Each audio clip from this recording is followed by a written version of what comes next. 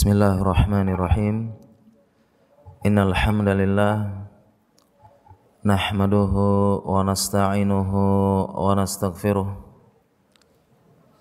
wa na'udzu billahi min syururi anfusina wa min sayyiati a'malina.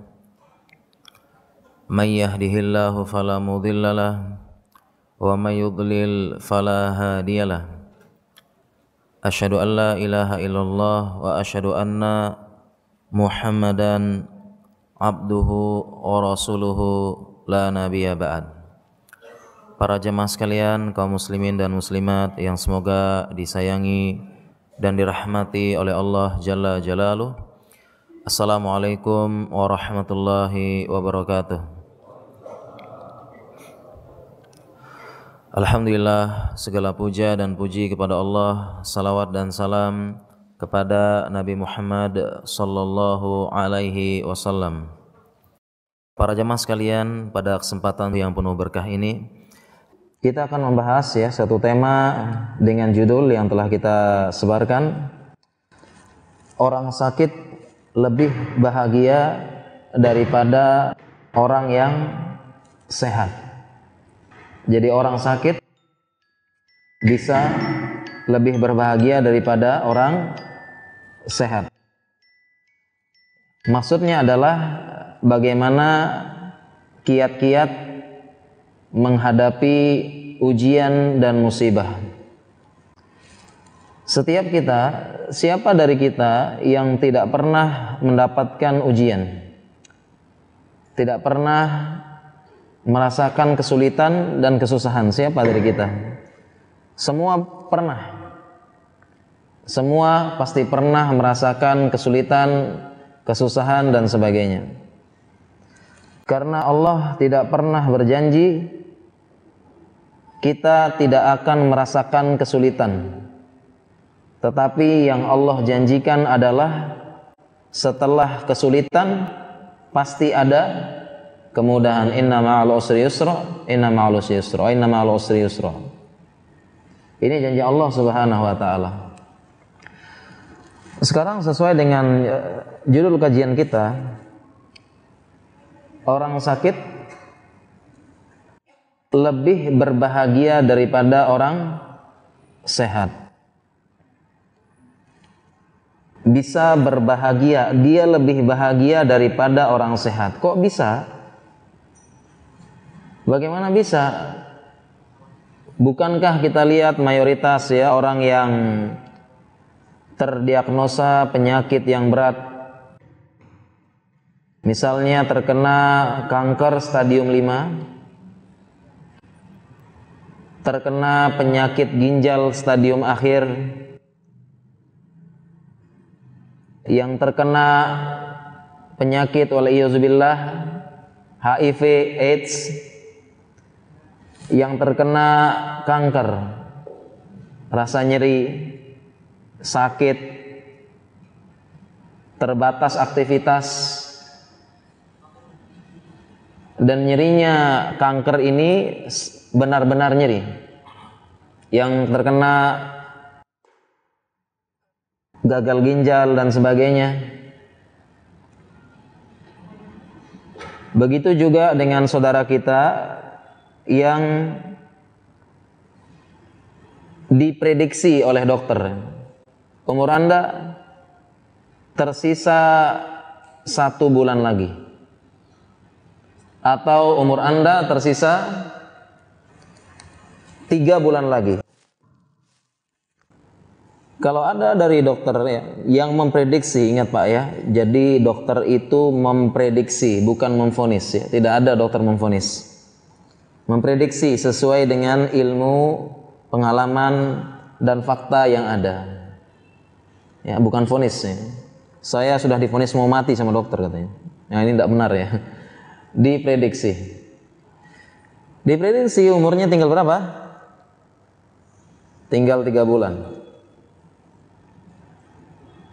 Mungkin kita punya saudara, punya teman, punya orang tua yang dapat seperti ini.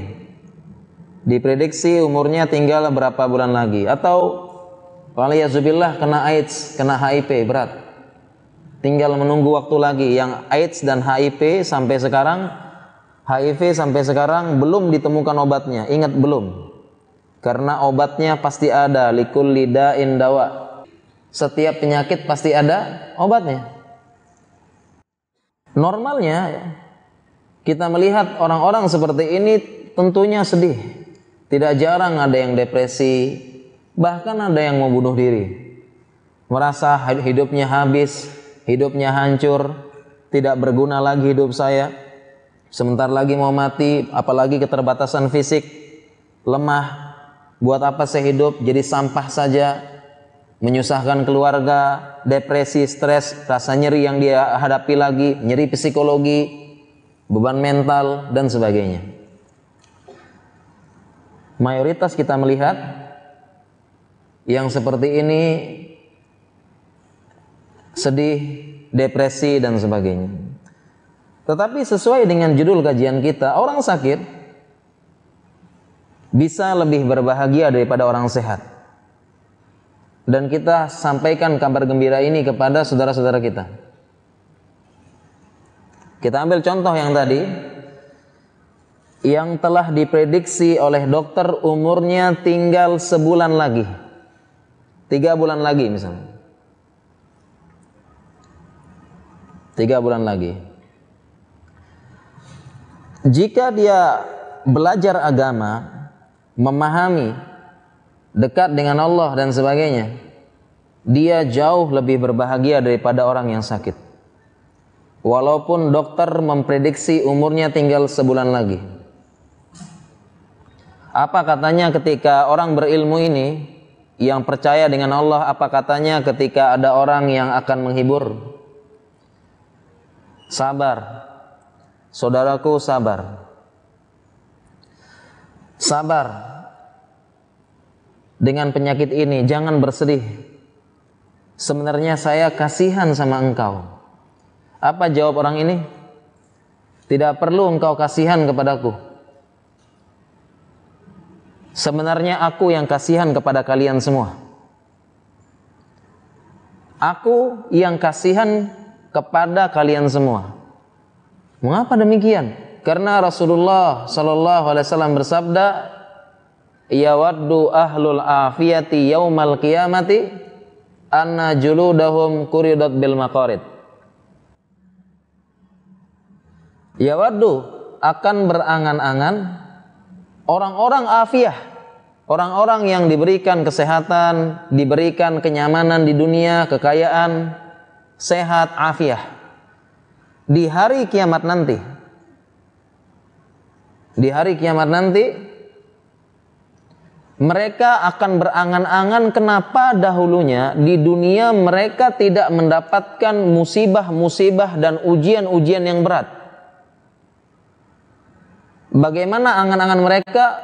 Aduh, harusnya dulu di dunia saya mendapatkan ujian atau musibah yang seberat sakitnya kulit saya ini dikuliti hidup-hidup. Ana juludahum quridat bil maqarid. Kenapa? Mimma yarawna min sawabi ahlil bala. Kenapa? Karena melihat di hari kiamat besarnya pahala orang-orang yang mendapatkan bala, ujian di dunia. Jadi wahai saudaraku, di dunia ini engkau kasihan kepadaku. Tetapi nanti di hari kiamat engkau berangan-angan berada di posisiku. Engkau berangan-angan kena kanker, engkau berangan-angan kena penyakit yang berat seperti aku ini. Jadi tidak usah kasihani. Jangan kasihani aku, kasihinlah diri kalian sendiri. Ini jawaban orang yang berilmu. Dia bahagia. Memangnya bagaimana besar pahalanya? Bagaimana besar pahalanya yang karena orang tersebut ketika melihat pahala orang yang dapat ujian berat di dunia, kemudian dia berangan-angan, aduh kenapa dahulu di dunia tidak dapat musibah kayak begitu, harusnya lebih berat lagi, harusnya saya dapat musibah di dunia seperti dikuliti hidup-hidup, kemudian saya bersabar, seperti ini saya dapat nanti. Nanti kita Pak, Ibu, saudaraku sekalian kaum muslimin, nanti kita di hari kiamat berangan-angan, Berangan-angan seperti orang yang sakit, aduh kenapa bukan saya yang dapat. Sehingga saya bersabar dan saya dapat pahala dan menyelamatkan saya di hari kiamat dengan keadaan yang susah, mencekam, sulit dan sebagainya. Itu angan-angan kita Pak yang sehat ini nanti. Jadi orang tersebut bilang, "Enggak usah kasihan sama saya. Saya bahagia mendengar berita ini. Saya bahagia divonis dokter kena kanker. Saya bahagia." Kemudian yang kedua, saya kasihan. Kasihan kepada engkau. Engkau mengerang kesakitan. Engkau terkadang terlihat dari ekspresimu, wajahmu menahan sakit. Kasihan sama engkau. Yang nampak, Bu, yang namanya sakit kanker, ini nyerinya sangat. Nyeri kanker tuh benar-benar nyeri. Tidak jarang penderita kanker itu kita berikan obat gorongan narkotika. Kita berikan obat karena itu yang nyerinya benar anti nyeri tingkat tinggi. Kalau anti nyeri biasa, NSAID, ibuprofen dan sebagainya, ketorolak tidak mempan bagi orang yang kanker. Karena nyerinya benar-benar nyeri. Bisa dibayangkan, Pak? Ada organ di dalam tubuh membesar, kemudian menekan organ-organ yang lain, saraf ditekan, pembuluh darah ditekan, menekan yang lain. Bisa dibayangkan nyerinya, Pak? Luar biasa. Sekarang begini, Pak, coba kalau ingin rasakan penderita nyerinya yang dirasakan penderita kanker. Coba sekarang ini punya lengan ya. Lengan ini coba digenggam kenceng-kenceng. Digenggam kenceng-kenceng agak lama. Gimana rasanya Pak? 5 menit, 10 menit? Sudah kebal rasanya. Kebal-kebal ya. Kebas-kebas, nyeri, kesemutan, sakit. Ini baru 5 menit Pak, 10 menit. Perintah kanker seumur hidup nempel terus. Jika tidak dioperasi. Jadi penderita kanker ini nyerinya benar-benar nyeri. Saudaraku, saya kasihan. Kasihan lihat engkau menahan nyeri, menahan sakit, dan sebagainya. Apa jawab orang ini? Oh jangan, saya lebih bahagia sekarang. Kenapa Rasulullah SAW bersabda, la yazalul bala'u bil mu'mini wal mu'minah fi jasadihi wa malihi wa waladili hatta yaqallah wa ma alaihil khati'ah. Rasulullah SAW memberikan kabar gembira kepadaku, yang namanya mukmin dan mukminah pasti akan mendapatkan ujian terus. Pada jasadnya, pada hartanya, pada anak-anaknya. Sampai dia bertemu dengan Allah tanpa dosa sama sekali. Dan Rasulullah SAW sudah mengabarkan, semua musibah, semua rasa nyeri adalah penghapus dosa. Ma yusibul mu'minu min masobin wala nasobin wala hammin wala adan wala gomin hatta syaukatu isyakuha illa kafarallahu biha an khotoyah. Kama qala Rasulullah SAW. Rasulullah SAW mengatakan, bersabda, tidaklah sesuatu menimpa seorang muslim berupa rasa capek, penyakit, kesedihan, gangguan, rasa depresi, sampai-sampai duri yang menusuk kakinya, duri kecil yang menusuk kakinya, kecuali Allah hapuskan dosanya. Hatta yaqallah wa ma'ilil khoti'ah. Sampai bertemu kepada Allah tidak ada dosa sama sekali.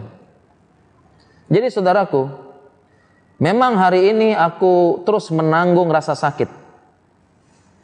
Tapi aku sangat berharap kepada Allah, setiap sakit yang aku rasakan berguguran dosaku. Dan aku sangat berharap rasa sakit terakhir yang aku rasakan, yang mengantarkan kepada kematianku, maka itulah dosa terakhir yang berguguran. sehingga aku bertemu kepada Allah, wa ma alaihil khati'ah, tidak ada dosa sama sekali. Aku sangat berharap kepada Allah. Erangan terakhir, nyeri terakhir yang aku rasakan, itulah dosa terakhir juga yang bergugur terakhir. Sehingga aku bertemu kepada Allah, tidak ada dosa sama sekali. Kenapa engkau kasihan kepadaku? Kasihinilah dirimu. Aku sangat berbahagia dengan berita ini.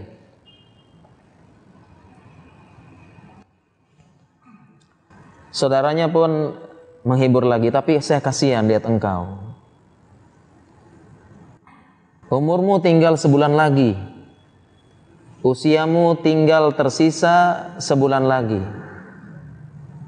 Harapanmu telah pupus. Cita-citamu telah lenyap. Masa depanmu tidak jelas. Saya sangat kasihan kepada engkau, saudaraku. Apa jawab orang ini? Apa jawabnya? Tidak perlu kasihan. Sebenarnya saya lebih kasihan kepada kalian.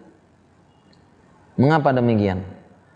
Karena tidaklah aku mendengarkan berita yang paling bahagia, yaitu berita menginformasikan umurku tinggal sebulan lagi. Ini berita bahagia bagiku. Mengapa? Karena ini berarti kematianku telah jelas. Dengan jelasnya kematianku, kapan kematianku telah jelas waktunya, maka aku persiapkan segalanya untuk kematian. Aku akan beramal baik, memperbaiki akhlakku. Aku persiapkan semuanya dalam waktu sebulan ini untuk menghadapi kematian. Hartaku jangan tahan.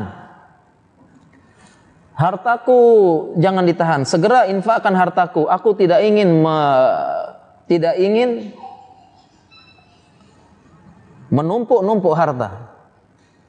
Ini hartaku aku berikan ke masjid menjadi amal jariah. Ini hartaku aku beri ke panti asuhan. Aku biayai penuntut ilmu. Karena hartaku ini tidak aku bawa ke liang kubur. Aku persiapkan segalanya untuk kematian. Ini berita paling baik. Karena kematianku jelas, aku persiapkan untuk kematianku. Kemudian untuk perpisahan yang indah, aku siapkan untuk perpisahan yang indah dengan dunia ini. Aku ingin berpisah dengan perpisahan yang indah. Tolong sampaikan salamku kepada seluruh manusia, bahwasanya aku meminta maaf kepada mereka. Aku ingin dihalalkan semua kesalahanku. Tolong sampaikan seluruh manusia. Aku sampaikan surat, aku sampaikan broadcast, aku umumkan. Aku umumkan pada seluruh manusia, jika aku punya salah, tolong dimaafkan. Jika tidak ridho, datang kepadaku kisos. Jika aku punya hutang, punya ini, segera datang, tagih. Aku ingin perpisahan yang indah dengan dunia. Aku tidak ingin membawa kesalahan dalam kematianku, siapapun itu. Kemudian sampaikan kepada manusia, dalam waktu sebulan ini, sisa umurku, sampaikan kepada seluruh manusia, kerabat, keluarga, teman, semua yang pernah menzolimiku, aku maafkan. Mereka tidak perlu meminta maaf. Mereka tidak perlu datang minta dihalalkan. Semua manusia, semua makhluk di muka bumi ini yang pernah menzolimiku, aku maafkan. Karena aku tidak ingin membawa kematian, membawa rohku dengan rasa hasad, dengan rasa balas dendam.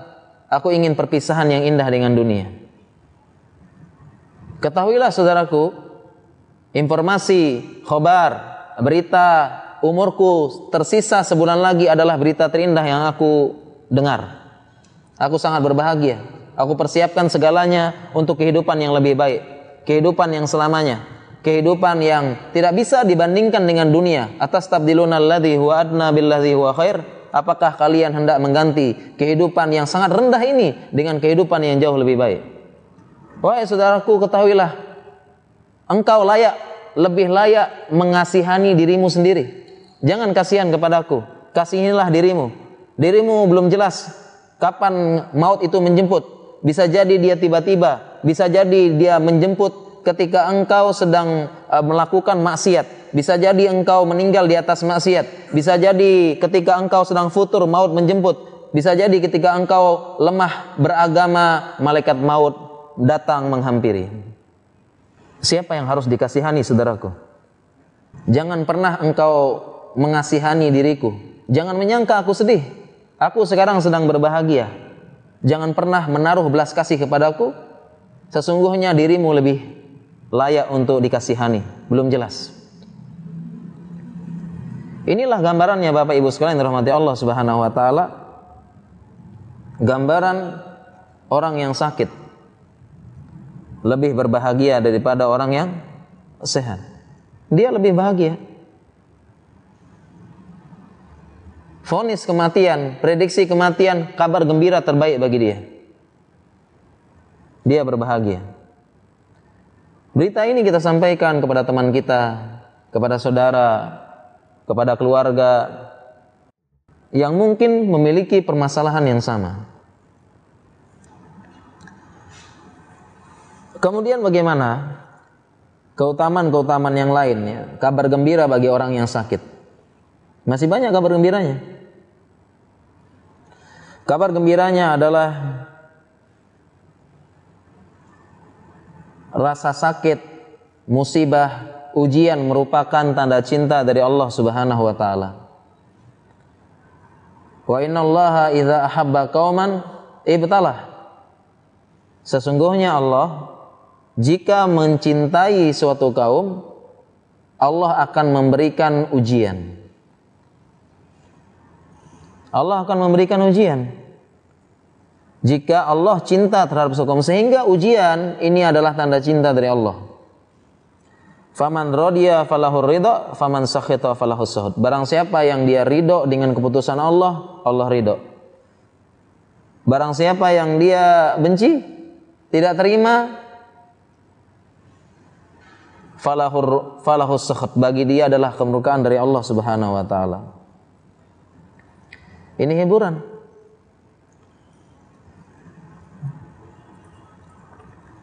Hiburan dari Allah lagi, sehingga musibah, ujian, penyakit ini merupakan tanda cinta Allah.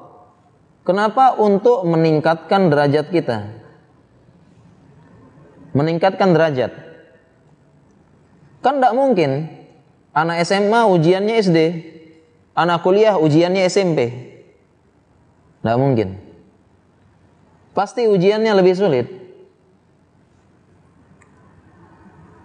Lebih sulit. Jadi ini tanda cinta dari Allah. Dan pertanyaan, sering kita dapat pertanyaan ya. Sering terbesit dalam hati, kenapa sih saya dapat ini?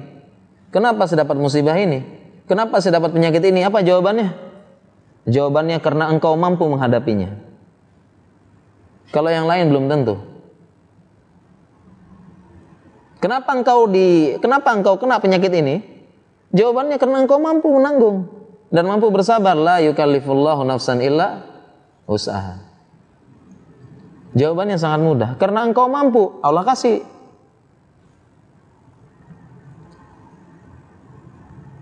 Ujian tanda cinta dari Allah Subhanahu wa taala, sehingga seseorang ini semakin tinggi ujiannya, semakin tinggi kedudukannya. Apa yang menyebabkan Rasulullah Shallallahu Alaihi Wasallam menjadi makhluk paling mulia di muka bumi ini, di alam semesta ini? Apa yang menyebabkan Rasulullah Shallallahu Alaihi Wasallam menjadi manusia yang paling mulia di alam semesta ini? Jawabannya apa? Jawabannya karena beliau yang paling berat ujiannya, paling berat ujiannya. Rasulullah SAW bersabda, beliau pernah ditanya, ya Rasulullah, mahum asyaddul wala'a, mahum asyaddul bala'. Wahai Rasulullah, siapakah yang paling berat ujiannya? Apa jawaban para nabi? Jawaban Rasulullah SAW, nahnu al-anbiya, kami para nabi paling berat ujiannya. Summal amthal, summal amthal. dan orang sejenis kami dan orang sejenis kami. Semisal kami dan semisal kami, yaitu para ulama, orang-orang soleh, dan orang-orang yang Allah naikkan derajatnya. Disesuaikan dengan ujiannya. Dari Rasulullah SAW, beliau menjadi orang yang paling mulia karena beliau yang paling berat ujiannya. Sekarang tidak usah kita bandingkan dengan ujian yang lain. Kita bandingkan sesama ujian para nabi. Beliau paling sabar, paling besar ujiannya dan paling sabar. Kita bandingkan dengan para nabi. Bukan artinya nabi yang lain ujiannya ringan ya, bukan. Tetapi lihat bagaimana beliau dengan nabi yang lain. Lihat ketika Nabi Sulaiman meminta doa, Rabbi habli mulkan, ya Allah berikanlah aku kerajaan la yang bagi Adam, tidak ada yang bisa orang lain yang seperti aku ini. Nabi Sulaiman minta kerajaan yang tidak ada orang setelahku yang kerajaannya seperti ini. Apa kemudian Nabi SAW pernah ditawarkan nabiyan mulkan atau nabiyan abdan? Beliau pernah ditawarkan, wahai Muhammad, engkau menjadi nabi raja atau nabi hamba? Beliau pun bal nabiyan abdan. Saya memilih menjadi nabi dan hamba saja.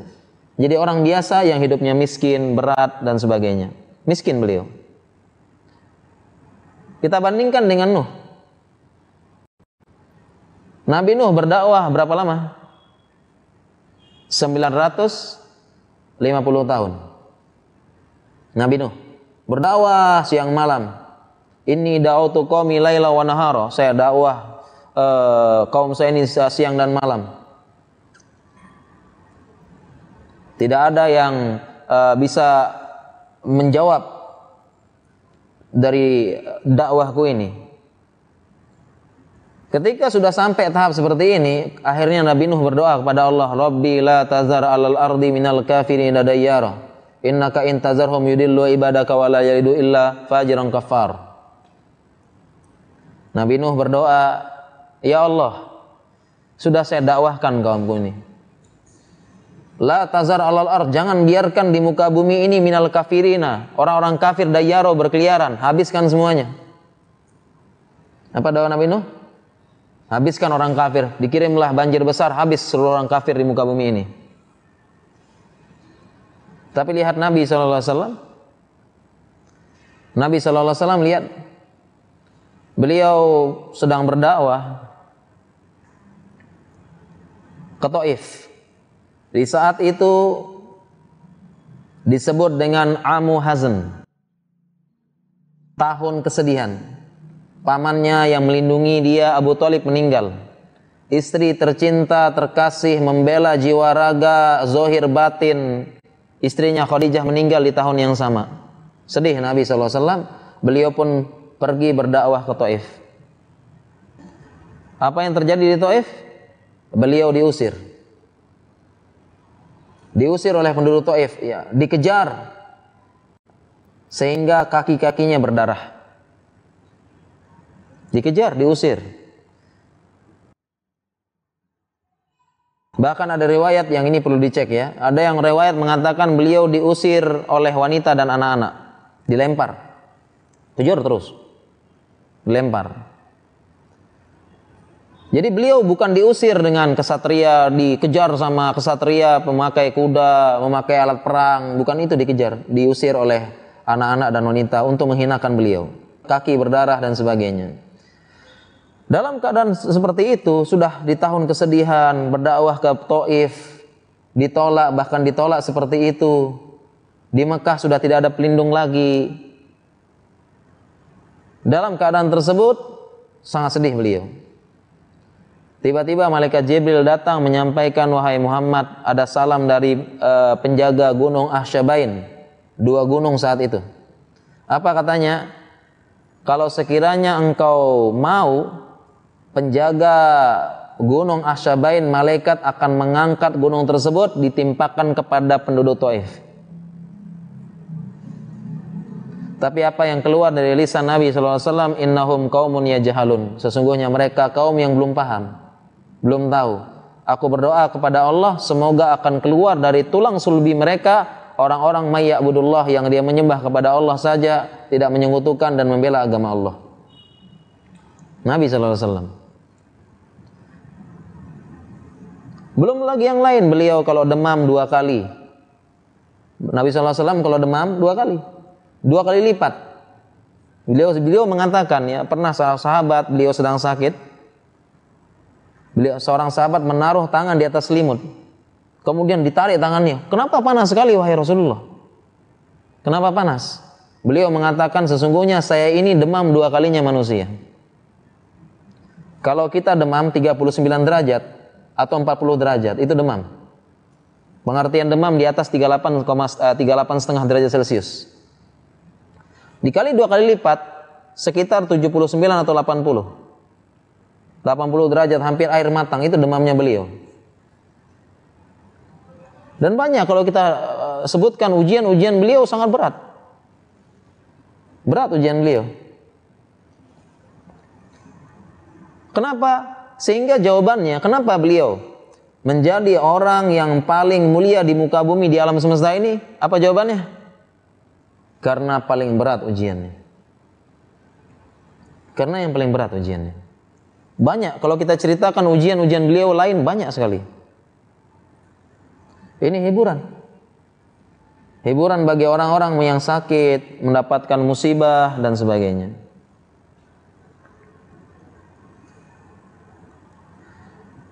Demikian juga ya. Satu lagi saya ceritakan ya, ujian beratnya beliau biar kita semangat ya. Biar kita merasakan belum ada apa-apanya ternyata. Rasulullah SAW beliau punya anak.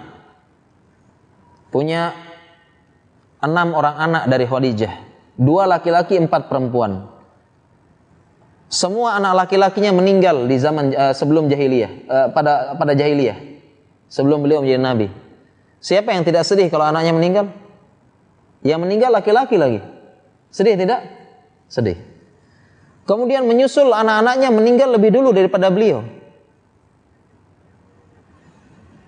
Menyusul beliau lebih duluan meninggal, beberapa anaknya meninggal. Dan yang membuat beliau sedih adalah meninggal anak beliau yang bernama Ibrahim.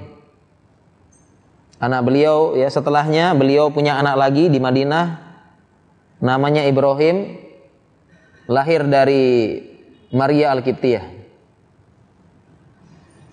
Ibrahim lahir, anak kecil laki-laki. Setelah lama tidak punya anak laki-laki, diberikan anak laki-laki. Akan tetapi lihat bagaimana cara Allah menguji beliau di puncak-puncaknya. Ibrahim Allah biarkan hidup sampai umur, sebagian ulama mengatakan 2 tahun ke bawah. Ada yang bilang 19 bulan, 17 bulan, 20 bulan. Jadi Allah sengaja atur agar ini menjadi ujian yang paling berat. Pertama beliau sudah lama ingin punya anak laki-laki. Apalagi di zaman dahulu, zaman Arab, laki-laki kebanggaan. Kemudian Allah tidak wafatkan langsung Ibrahim ini. Tidak diwafatkan, tidak langsung 1 bulan, 2 bulan langsung Allah wafatkan. Tidak langsung 1 bulan, 2 bulan. Kenapa? Allah wafatkan umurnya 19 bulan, 17 bulan, sekitar itu ya. Kenapa? Karena umur-umur segitu adalah umur-umur katanya orang sedang lucu-lucunya anak. Sedang lucu-lucunya. Umur segitu sedang lucu-lucunya. Sudah mulai bisa berlari, tapi larinya lari-lari yang goyang-goyang gitu ya, imut. Ya pengen kita segera gendong, pengen segera kita cium. Mulai bisa ngomongnya pun masih bikin imut ya. Ngomongnya masih bikin kangen ya, ayah, abi, ma gitu. Ngomongnya salah tapi imut gitu ya. Bikin kita kangen. Ya, di luar kota baru pisah sehari 2 hari langsung kangen. kebayang manggil abi-abi dan sebagainya. Jalannya masih goyang-goyang ya. Masih imut gerakannya. Diambil umur sekian. Kenapa? Karena ini puncak ujian. Artinya apa? Selama 2 tahun tersebut sudah ada kenangan-kenangan banyak dengan Ibrahim ini. Banyak enggak kenangannya kira-kira? Sudah banyak kenangannya sama Ibrahim. Kenangannya sudah bisa panggil ayah, sudah bisa panggil abi, gendong sudah bikin kangen. Allah tidak ambil baru 1 bulan, 2 bulan. Kalau 1 bulan, 2 bulan belum ada kenangan. Anak tersebut masih diam, kaku, makan, minum, makan, minum, Belum ada kenangan yang banyak. Masih kaku belum. Tapi sudah 2 bulan, sudah 2 tahun, udah banyak kenangan. Itu yang diambil sama Allah. Tidak juga diambil ketika 4 tahun, 5 tahun ya. 4 tahun, 5 tahun itu anak sudah mulai bisa ngomong, sudah mulai bisa marahin bapaknya. Sudah bisa ngomelin bapaknya, iya tidak? 4 tahun, 5 tahun. Tapi kalau umur yang itu benar-benar anak umur sedang lucu-lucunya, diambil, lihat. Itu ujiannya Nabi, lihat ya. Ujiannya beliau, kita belum ada apa-apanya. Nah, sehingga ini menjadi hiburan bagi kita. Dan hiburan bagi saudara-saudara kita yang sedang sakit, yang sedang putus asa, sedang depresi. Kemudian hiburan yang lainnya juga. Nabi SAW bersabda, "Iza aradallahu bi'abdihi al-khaira ajra lahu al-uqubata fid dunya." Apabila Allah menginginkan kebaikan kepada hambanya, ajjalalahu al-uqubah, Allah segerakan hukumannya di dunia. Jadi ketika kita mendapatkan ujian, mendapatkan musibah, itu berarti tanda cinta Allah. Allah segerakan hukumannya di dunia supaya di akhirat tidak dihukum lagi. Dan hukuman di akhirat jauh lebih sulit, jauh lebih berat. Dan semua yang kita rasakan ini tadi berupa nasobin wala nasobin wala wasobin wala hamin wala azan wala gomin dan seterusnya tadi, itu semuanya menghapuskan dosa kita.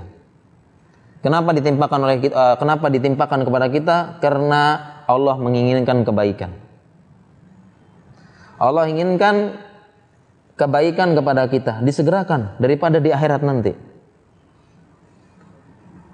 Dan rumusnya begini Bapak Ibu sekalian. Rumusnya, semua musibah, ujian, rasa susah, rasa berat, semua ini disebabkan oleh tangan kita. Disebabkan oleh dosa kita. Wa ma asabakum min musibatin fabima kasabat aydikum. Apapun dosa, apapun musibah yang menimpa kalian, itu disebabkan karena ulah tangan kalian sendiri. Sehingga manusia bermaksiat, manusia berdosa, bermaksiat. Ya. Dosa tersebut naik. Ya, dosa tersebut akan menyebabkan bala turun. Jadi kita punya dosa ya, punya dosa. Dosa ini menyebabkan bala turun. Allah turunkan dalam bentuk kasih sayang kepada kita, baik itu rasa susah, rasa berat, rasa stres, rasa depresi, rasa sakit. Allah turunkan itu semua karena dosa kita. Itu semuanya karena dosa kita turunnya. Allah turunkan supaya apa? Supaya bersih dosa kita. Diturunkan oleh Allah, turun, bersih, turun. Nah, bagaimana kalau orang dosanya banyak tidak turun, ya siap-siap. Kan gitu. Turun, dosanya turun. Nah, oleh karena itu kita diperintahkan banyak-banyak istighfar. Karena istighfar kita yang naik ke langit akan mencegah bala turun ke bumi. Banyak-banyak istighfar. Fastaghfiru rabbakum innahu kana ghaffara. Istighfar yang banyak kepada Allah, sesungguhnya Dia Maha Pengampun. Dan istighfar ini membuat hidup kita mudah. Istighfar membuat hidup kita mudah.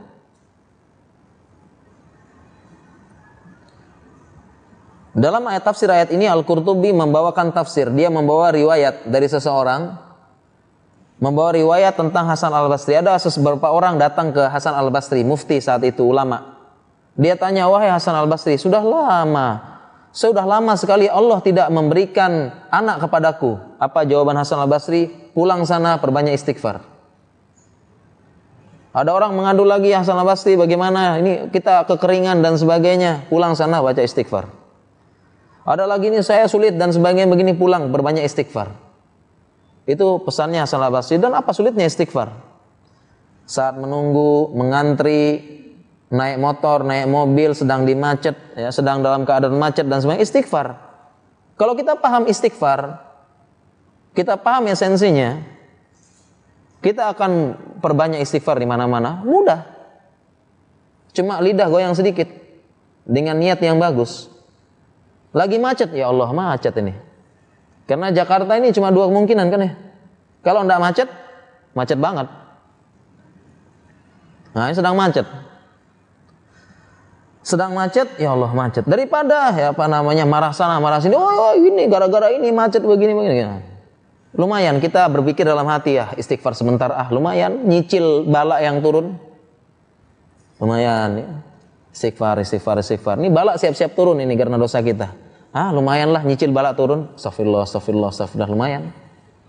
Ini kalau kita paham, sehingga ketika kita paham seperti ini, di mana-mana istighfar. Perjalanan dari sana ke sini istighfar sebentar, astagfirullah, lumayan. Supaya tidak banyak bala yang turun karena dosa kita yang naik terus. Allah inginkan kebaikan pada dia. Di dunia ini hiburan. Kemudian juga dalam pelajaran tauhid kita, jangan sekali-kali ketika ada ujian, musibah, kemudian kita protes.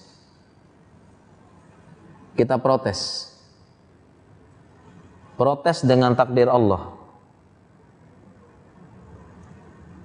Jangan protes dengan takdir Allah. Bentuk protes itu macam-macam. Mulai dari anggota badan. Banting sana, banting sini. Protes dengan kakinya. Apa yang dilihat di depan ditendang. Bentuk protes juga bisa dengan mulutnya. Mulai dari yang tinggi sampai yang rendah. Yang paling tinggi teriak-teriak, nihayah. Protes sana, protes sini, curhat sana, curhat sini, bocor, ember bocor. Menunjukkan tidak terima dengan takdir Allah. Kenapa begini? Kenapa sih begini? Kenapa mau bocor sana? Sampai dengan tingkat protes yang paling rendah. Mungkin hanya ngomong sedikit mungkin keluar sedikit. Kok gini sih? Hanya begitu. Ini paling rendah mungkin ya. Dari protes mulut. Aduh, kok gini ya? Ya. Nah. Itu protes takdir Allah. Sampai dengan hatinya yang protes tidak terima. Tapi kebanyakan manusia tidak bisa nahan lidah, tidak bisa tahan anggota badan, protes. Protes dengan takdir Allah.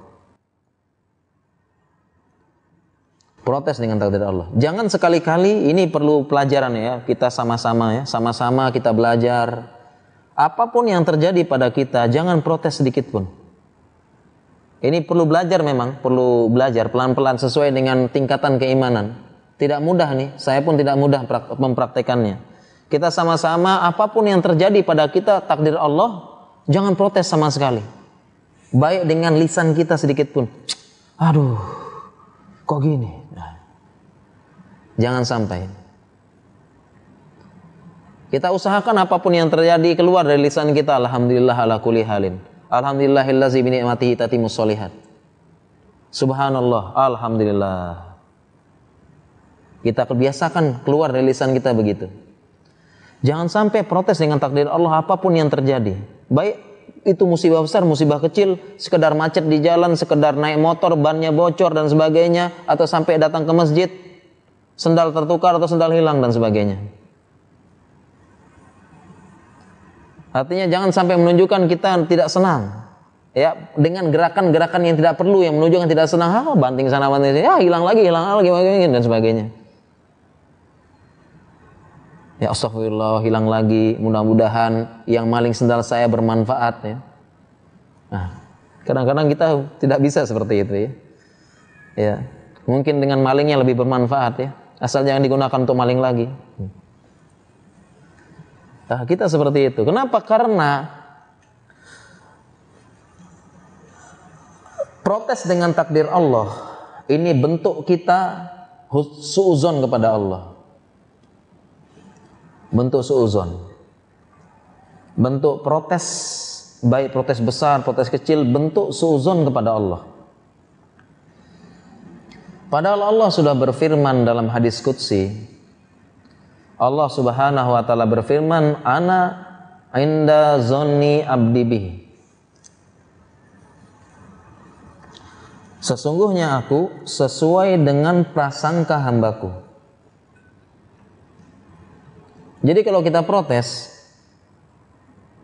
dengan takdir Allah, baik dengan protes besar maupun kecil, ini kita husnuzon atau suuzon? Kita suuzon bentuk protes tersebut.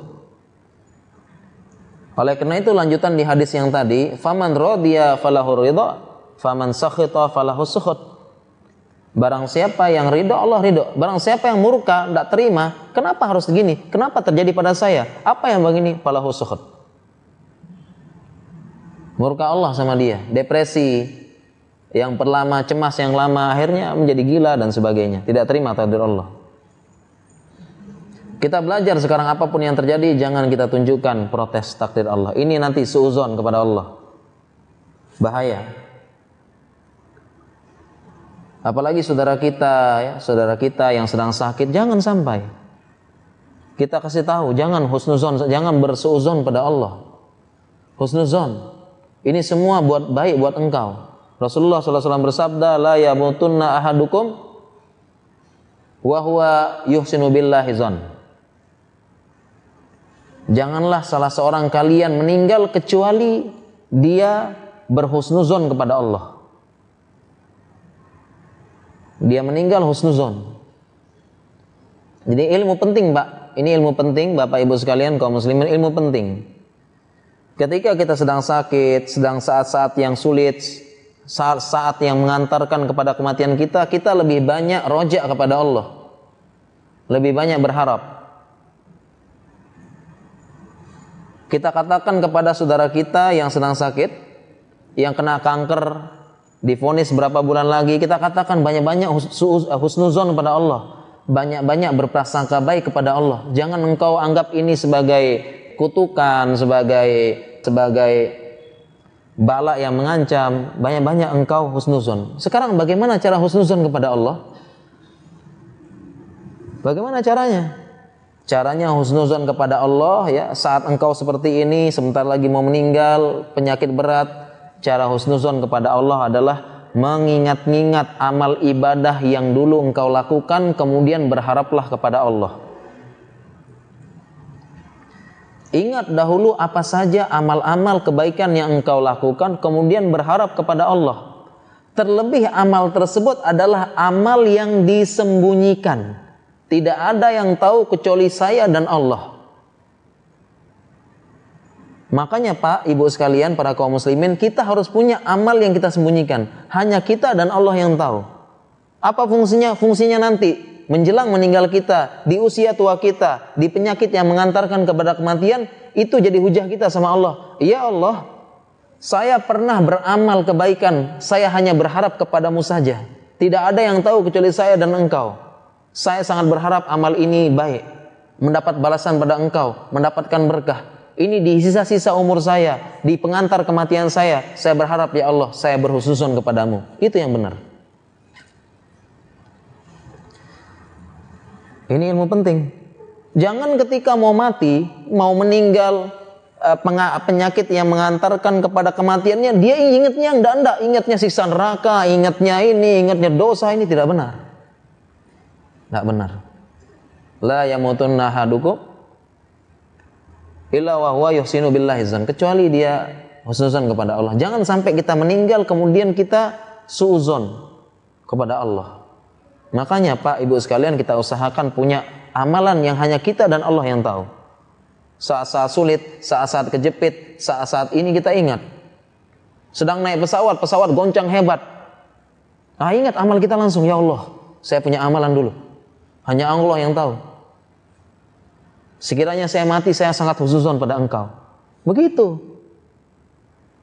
Ya. ada apa, gempa bumi semua. Ingat, ini husnuzon pada Allah. Ilmu penting, Pak. Dan ilmu ini ada di pelajaran tauhid. Oleh karena itu, para ulama menjelaskan ketika manusia mendapatkan musibah, ada 4 tingkatan. Syekh Utsaimin menjelaskan, li'anna an-nasa 'inda hululil musibah lahu arba'atu halatin. Manusia ketika mendapatkan musibah ada 4 keadaan. Yang pertama, marah. Yang kedua, bersabar. Tingkatan yang ketiga, ridho. Tingkatan yang keempat, bersyukur. Ini 4 tingkatan manusia ketika mendapatkan musibah. 4 tingkatan. Dapat musibah. Yang pertama, marah. Ini yang bahaya.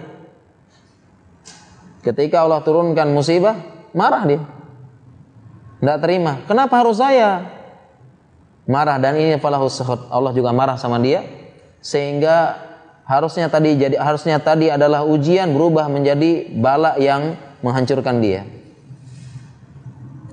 Yang kedua, bersabar. Dia bersabar, dapat musibah bersabar. Yang ketiga, ridho. Tingkatan ketiga, ridho. Nah, sekarang apa bedanya sabar sama ridho? Apa bedanya? Bedanya adalah kalau sabar, dia mampu menahan lisan dan jawarih, lisan dan anggota badan untuk tidak melakukan hal-hal yang tidak diridhoi oleh Allah. Protes tadi. Ini namanya sabar. Tetapi hatinya masih berat. Hatinya masih ya. Tetapi dia mampu menahan lisan, anggota badan untuk tidak menunjukkan protes. Ini namanya sabar. Tingkatan ketiga ini ridho. Ridho biasa aja. Hatinya sudah ketika dapat musibah biasa. Makanya tingkat yang ketiga ridho. Nah, tingkatan keempat semoga kita bisa semuanya. Karena ini teorinya gampang, praktek susah. Tingkatan keempat ketika dapat musibah, yaitu bersyukur. Dapat musibah bersyukur. Sehingga seperti tadi judul kajian kita, orang sakit lebih bahagia daripada orang yang sehat. Dia malah bersyukur, malah bahagia. Sebagaimana yang kita jelaskan di awal tadi. Kemudian Bapak Ibu sekalian, coba sekarang kita renungkan ya. Kita renungkan. Kita dapat musibah. Dapat sesuatu yang tidak sesuai dengan keinginan kita. Jadi yang namanya musibah bukan hanya kelihatan doang, patah tangan, tabrakan, miskin, bangkrut, bukan itu saja. Yang namanya musibah segala sesuatu yang tidak sesuai dengan keinginan kita. Kita pengennya begini, takdir lain Allah begini. Itu musibah namanya. Kita pengen banget begini, tetapi Allah beda. Nah, ketika tidak sesuai dengan keinginan kita,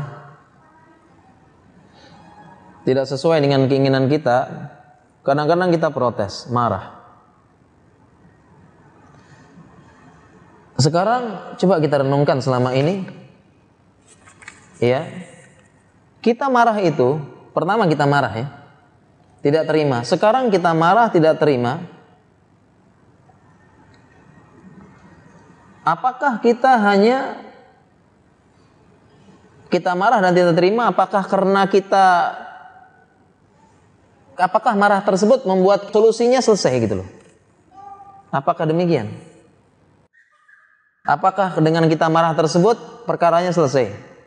Masalahnya selesai? Menjadi solusi tidak kan? Banting pintu selesai tidak masalahnya? Tidak selesai.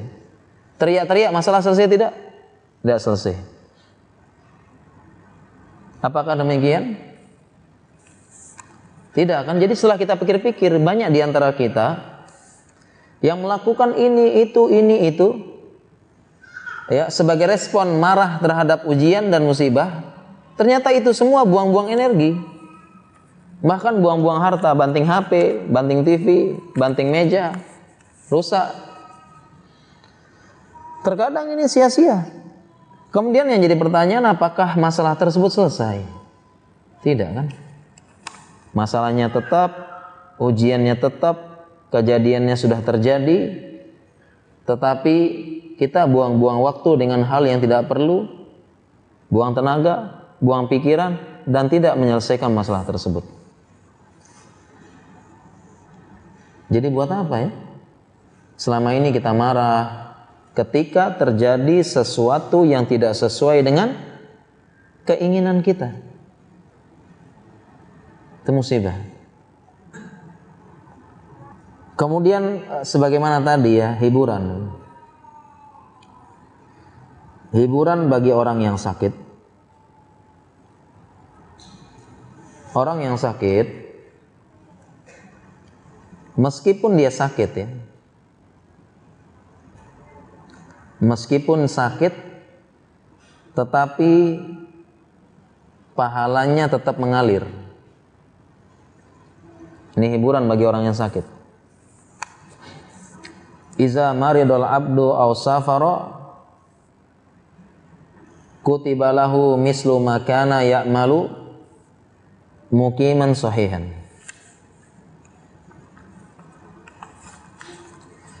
Iza maridul abdu aw safara, apabila seorang hamba itu sakit atau safara, pergi safar, kutiba lahu, dituliskan baginya mislu makana ya'malu muqiman sahihan, ditulis tetap pahalanya sebagaimana dulu dia ketika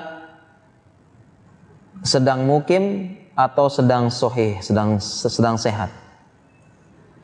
Artinya apa? Kalau ada orang sakit, dia biasa sholat duha, biasa sholat malam, biasa berinfak, biasa melakukan ibadah ini, itu kebiasaan yang dia lakukan ketika sehat dan mukim, tidak safar. Kemudian tiba-tiba sakit, sehingga tidak bisa lagi sholat duha, atau safar, tidak bisa lagi, tidak sempat sholat duha, maka kutibalahu mislu, tetap ditulis pahalanya sebagaimana yang biasa dilakukan ketika safar dan sehat, ketika mukim dan sehat. Ini kabar gembira bagi orang yang sakit. Dan beberapa ulama menjelaskan maksudnya di sini adalah ada dua syaratnya. Yang pertama dia lakukan ibadah tersebut rutin. Dia rutin melakukan ibadah tersebut. Kemudian yang kedua, dia berkeinginan. Dalam hatinya punya keinginan, aduh seandainya sakit sudah sholat duha saya ini. Nah, dua syarat ini sehingga bagi orang sakit yang biasa beribadah dan sebagainya, ini ditulis sebagaimana pahalanya ngalir terus sebagaimana dia ketika sedang sehat.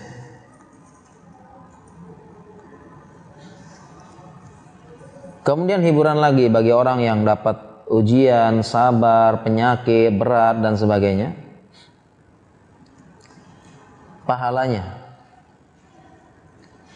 Bagaimana pahalanya? Ya, tadi kita sudah sampaikan orang-orang yang sehat seperti kita ini, Pak, Bu. Kita kan sehat ya, insya Allah ya. Sehat apa dan sebagainya. Di dunia ini sehat. Tapi di hari kiamat kita punya angan-angan nanti, Pak.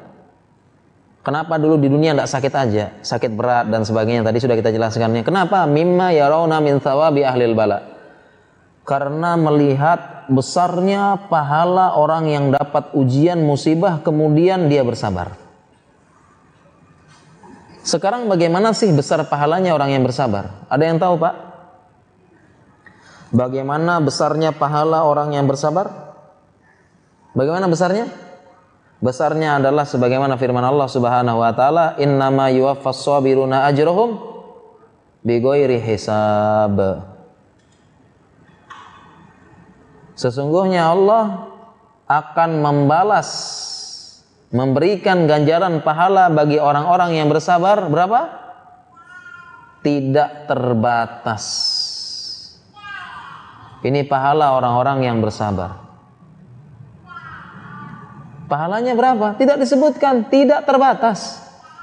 Oleh karena itu bisa jadi kita yang sehat-sehat di dunia ini, hari kiamat, hari yang sangat sulit, hari yang sangat berat, yauma yafirul mar'u min akhi wa ummihi wa abi wa sahibati wa bani likulli imri'in minhum yauma idzin sya'nu yughni. Hari di mana lari seseorang dari saudaranya, lari dari bapaknya, lari dari ibunya, lari dari anaknya, lari dari keluarganya. Setiap orang urusan yang berat. Ini harusnya ketemu kan seneng kan, ketemu sama anak istri setelah terpisah di alam kubur lama. Ini ketemu lari. Kenapa? Karena beratnya urusan saat itu. Lari. Kenapa orang saat itu mikirnya nafsi-nafsi? Kenapa? Kalau ketemu sama istrinya, dia harus lari. Kenapa? Nanti istrinya nuntut, abang ini tidak pernah ngajar di dunia. Bukan imam yang baik abang, saya tuntut begini. Daripada dituntut saya lari aja deh. Itu penjelasan hadis ini. Tidak ada saat itu. Abang, kakak, istri, suami mikirin diri sendiri karena beratnya urusan. Ini penjelasan ayat ini. Lari semuanya, lari dari anaknya. Ketemu anaknya bukannya, anakku gimana kabar? Lari. Kenapa? Begitu ketemu anaknya, mikirin diri sendiri. Bapak tidak pernah ngajar saya di dunia. Bapak tidak pernah pendidikan, tidak pernah ajar Al-Fatihah. Cuekin saya, kenapa bapak gitu? Daripada begitu mending lari kan. Berat, urusan-urusan di akhirat berat. Mikirin diri sendiri. Di akhirat nanti padang mahsyar telanjang dan tidak bersunat. Tidak beralas kaki. Dikumpulkan di hari kiamat, urusannya berat, urusannya susah ya, matahari sejengkal, kemudian ada yang tenggelam keringat, ada yang begini, urusan berat. Urusan berat di hari kiamat. Ya. Mikirkan diri sendiri, nafsi-nafsi. Bagaimana saat itu pikirannya mengumpulkan harta yang banyak, mengumpulkan pahala yang banyak karena ini. Karena ini yang menjadi tujuan dia, pahala yang banyak. Ini yang menyelamatkan nanti dengan izin Allah. Bagaimana pahala yang banyak, semua mikirkan. Tidak berpakaian, tidak berlas kaki, dan tidak bersunat. Sehingga Aisyah bertanya, ya Rasulullah, nanti di hari kiamat, kita ini tidak pakai baju semuanya, apa kita tidak noleh satu sama lain? Tidak noleh. Tidak ada yang pakai baju. Apa tidak noleh nanti semuanya? Apa jawaban Rasulullah SAW? Tidak, wahai Aisyah. Urusan saat itu berat dan sulit. Tidak sempat lagi noleh sana, noleh sini. Syekh Utsaimin ketika menjelaskan hadis ini, beliau mengatakan, keadaan seperti ini pernah aku lihat di dunia. Keadaan seperti ini pernah aku lihat di dunia, katanya Syekh Utsaimin. Kenapa? Ketika terjadi musibah di terowongan Mina orang haji. Kan orang haji ya. Jadi dengan canggihnya sekarang itu gunung-gunung ya, bukit-bukit batu di Mina itu dibolongi supaya lebih gampang, tidak perlu muter-muter jauh. Terowongan Mina ya, orang lewat di sana. Nah, ketika ada orang yang buat masalah ya, atau terjadi sesuatu, orang stuck di sini, ini kan ribuan orang kan. Dulu kan pernah tahu ya, ada berita berapa orang haji meninggal ya. Untungnya itu padahal jalur terbuka. Ini terowongan macet kan. Di dalam terowongan gelap, sepi apa dan sebagainya, sesek. Sempat terowongan Mina.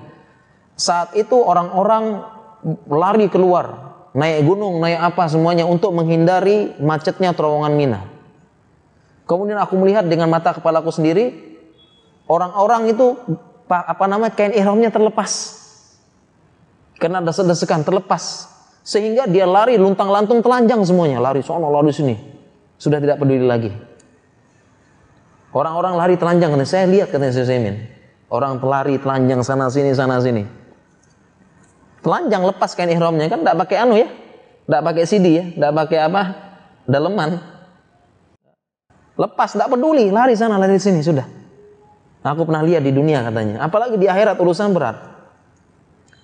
Nah, ketika saat itu kita butuh timbangan pahala nanti mau dihitung sebentar lagi, kita lihat orang yang sakit, sabar, dapat pahala yang banyak, seolah-olah ya Allah. Nah, kita kemudian berangan-angan, aduh kenapa dahulu begitu saya ya? dapat ujian yang berat. Kalau bisa ujiannya berat banget deh, sakitnya seperti dikuliti hidup-hidup. Kemudian saya bersabar, nah ini saya seperti orang ini nanti. Jadi demikian ya. Pahala orang yang bersabar ini tidak terbatas, innama yuwaffas sabiruna ajrahum bighairi hisab.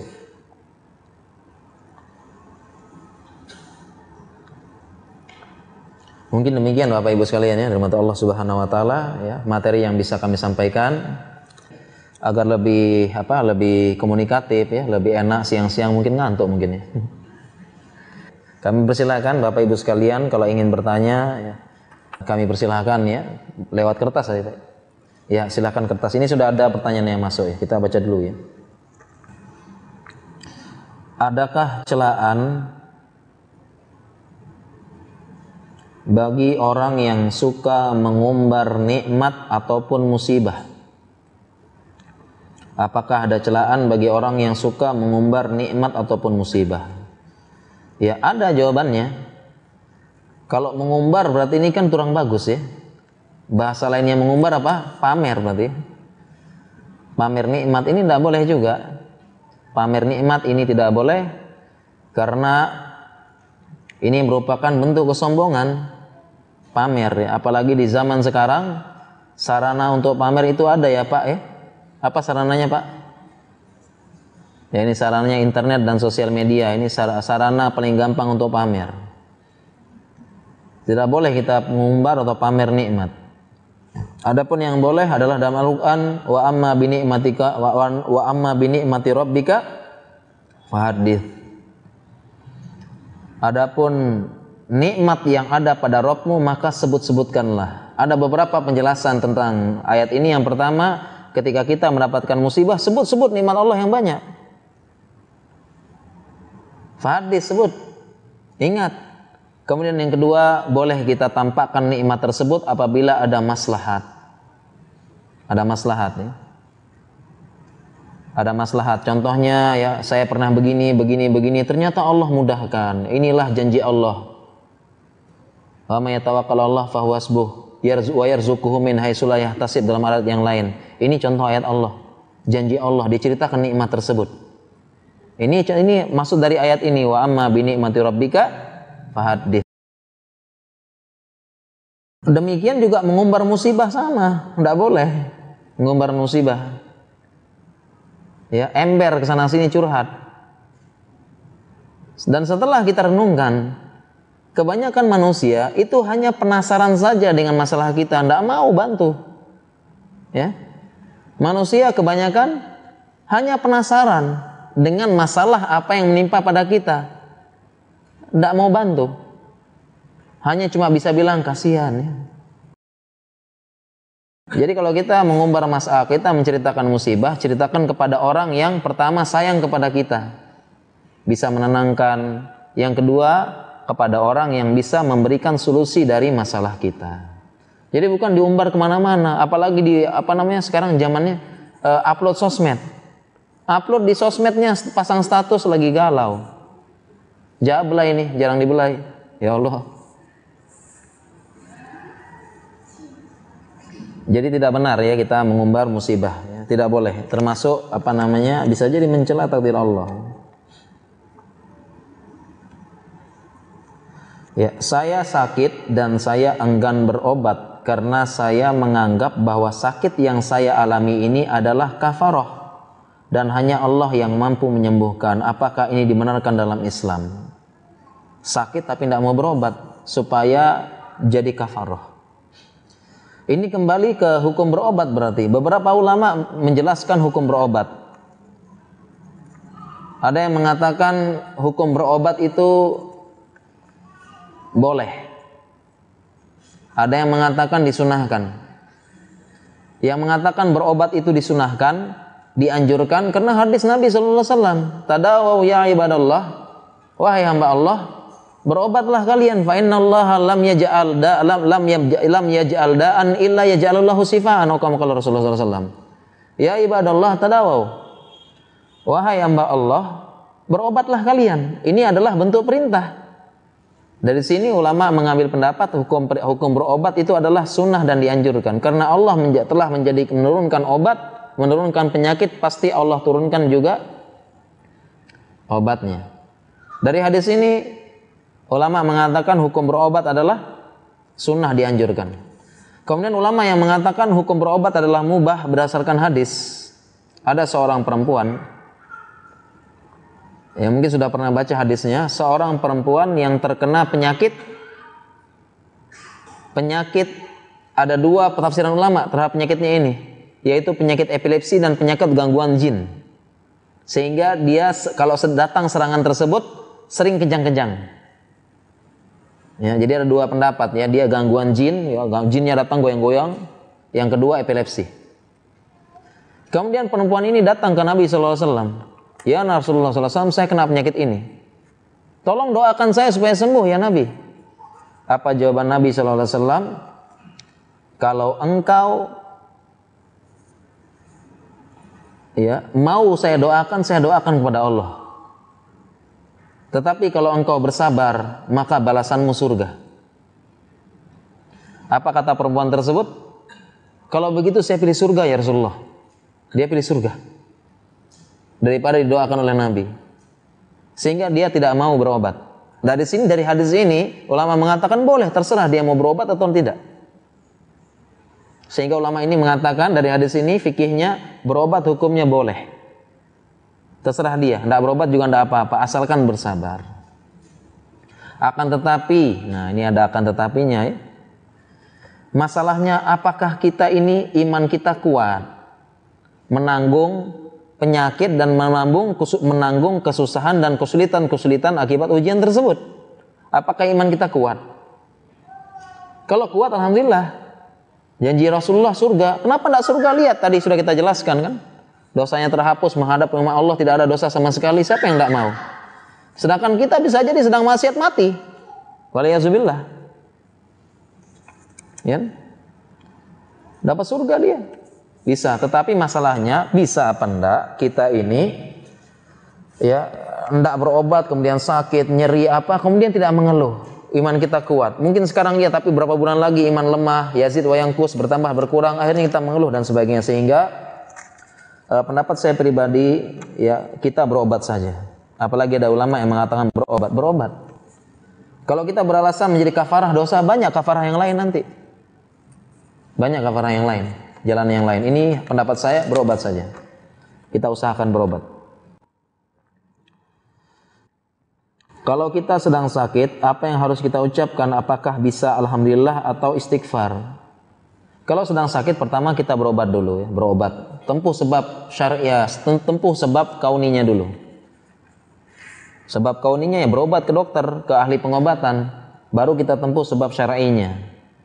Dengan cara salah satunya dengan berdoa. Apa bacaannya? Banyak doanya, doa-doa kesembuhan. La ba'sa tuhurun insyaallah. Syafaqallah, syafaqillah. Doa kesembuhan juga ya kita letakkan tangan kita di atas yang sakit, ucapkan ya bismillah bismillah bismillah. Ya. Kita ucapkan bismillah, kemudian kita ucapkan doa Allahumma antas syafi la shifa illa shifa'uk shifa la yugadiru saqaman. Bisa kita ucapkan, itu doanya. Allahumma rabbin nas isfi antas syafi la shifa illa shifa'uk shifa la yugadiru saqaman. Ya Allah, Allahumma antas syafi, engkau maha penyembuh. Isfi, sembuhkanlah penyakit sakom yang la yugadiru saqama, yang tidak meninggalkan rasa sakit sama sekali. Atau doa yang lain, bismillah bismillah bismillah bismillahi wa qudratihi min ajidu wa uhadir. Kita ucapkan 7 kali.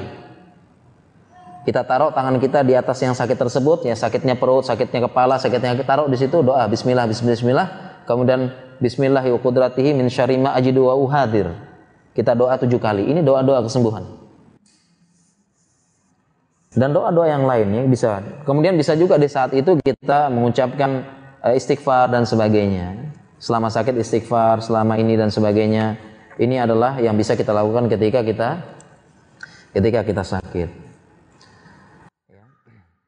Baiklah, demikian Bapak Ibu sekalian yang dirahmati Allah Subhanahu wa taala, ya, ke pengajian yang bisa kita sampaikan pada kesempatan siang ini, ya, mudah-mudahan bermanfaat, ya. Semoga dengan mengetahui kabar gembira ini kita bisa memberi kabar gembira kepada saudara kita yang terkena kanker, terkena penyakit berat, terkena penyakit AIDS, terkena penyakit gagal ginjal, ya, kanker hati dan sebagainya. Kita berikan kabar gembira kepada mereka, kita hibur mereka, dan semoga ini juga menjadi hiburan bagi kita semua ketika mendapatkan musibah, dan semoga Allah memudahkan lisan kita, pikiran kita, anggota badan kita tidak pernah protes sedikit pun dengan apa yang telah Allah takdirkan kepada kita saat ini, agar kita menjadi orang yang paling berbahagia di muka bumi ini. Demikian, subhanakallahumma wa bihamdika asyhadu an la ilaha illa anta astaghfiruka wa atubu ilaik. Wassalamualaikum warahmatullahi wabarakatuh.